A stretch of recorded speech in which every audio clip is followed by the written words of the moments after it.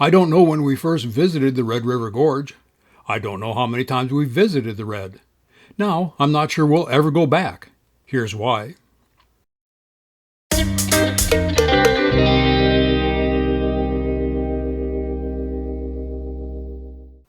We'll start the video with our hike of Natural Bridge. My wife and I usually visit the Red River Gorge at least once each winter. We skipped 2021 when COVID had everyone's travel plans in disarray. So our recent trip there was our first in 2 years. Much remains the same.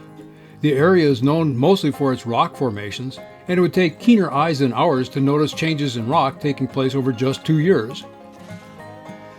One disturbing thing that remained the same: chatter about a proposed resort on private land abutting the national forest. We'd first heard of this 2 years ago. It was all speculation then, and there's still a lot of uncertainty.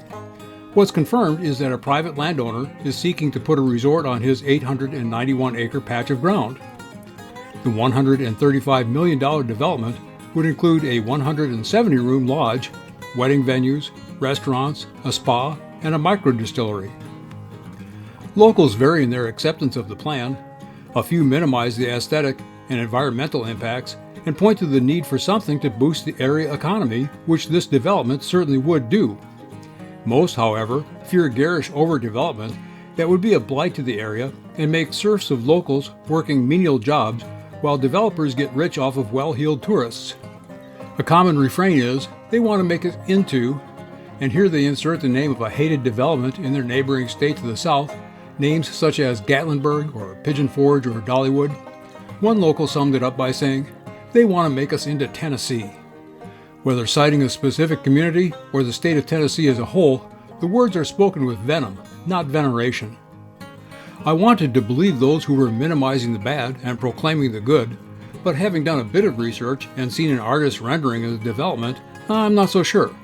It looks like something we'd hate. And will this one resort lead to a cascade of vulgar development? How long can the Red preserve its charm in the face of such greed? There is the question of whether this development will attract the investors it needs to get built.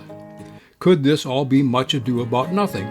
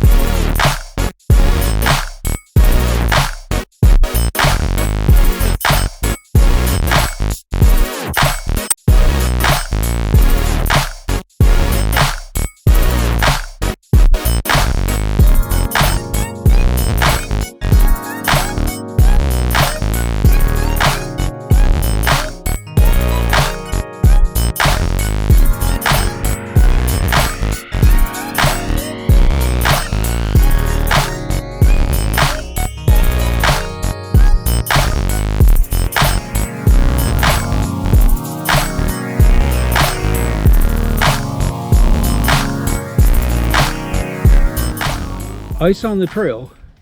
I wonder where it could have possibly come from. Oh, I see.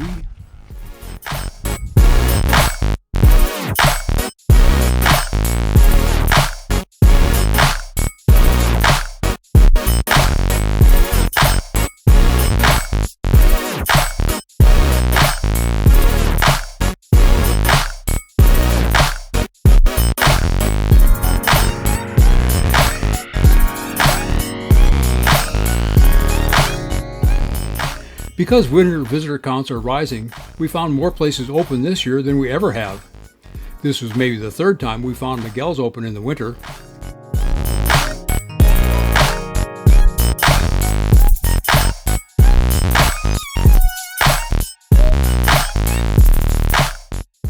It was the first time the Daniel Boone Coffee Shop was open, and we enjoyed it very much. We ate there each day of our visit. We hope there's enough winter traffic to reward those business owners who chose to stay open for their first winter. We did our part to stimulate the economy. We'd love to see the economy grow. These are good people working hard to pursue their dreams while cherishing and preserving the character of the Red. There are examples of how communities can achieve economic success while remaining sensitive to local values. Three that come immediately to mind are Berea, Kentucky, Eureka Springs, Arkansas, and Nashville, Indiana. If this area follows those models, it will add to the appeal for us. If it goes down the path of Gatlinburg, we'll take our tourism dollars elsewhere, although we do so with regret. I'll put links to more information in the description. Okay, we did the hike up to Natural Bridge, across that arch, and back down via Balanced Rock Trail. That was day 1. On day 2, I rode to the end of Chimney Top Road. This had been on my list 2 years earlier, but client work cut into my recreation time on that trip, and I had to skip it. This was a great ride. My original plan was to lock up the bike and make the short hike to Chimney Top Rock and Princess Arch, but when I saw they were pretty easy hikes, I decided to return to the truck and drive back up so my wife could join me on both hikes. She had been hiking the Wildcat Trail, but I figured she'd be back at the truck by the time I got there. Man, she was.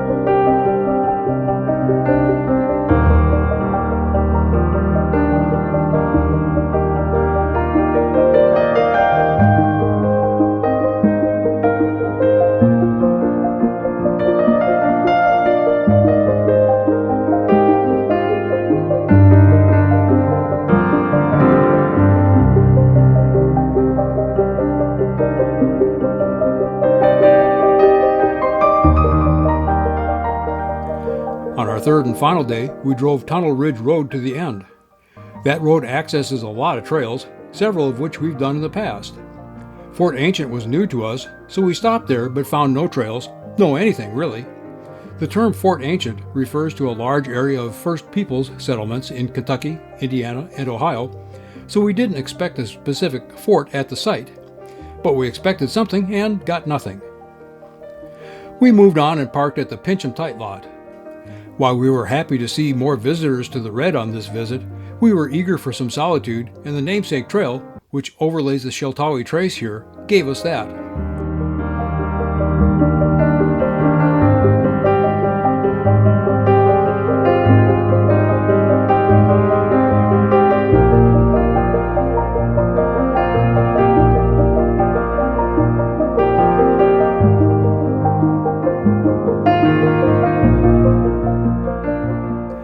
This trip to the Red was enjoyable. We'd love to come back and probably will, but we'll also keep a wary eye on development in the area. There are lots of directions this could go. Some would bring us back to enjoy a richer experience. Some would send us to other areas unsullied by glitz and glare. We'll just have to see what happens. I'm Rich Reese, and I'll see you out there.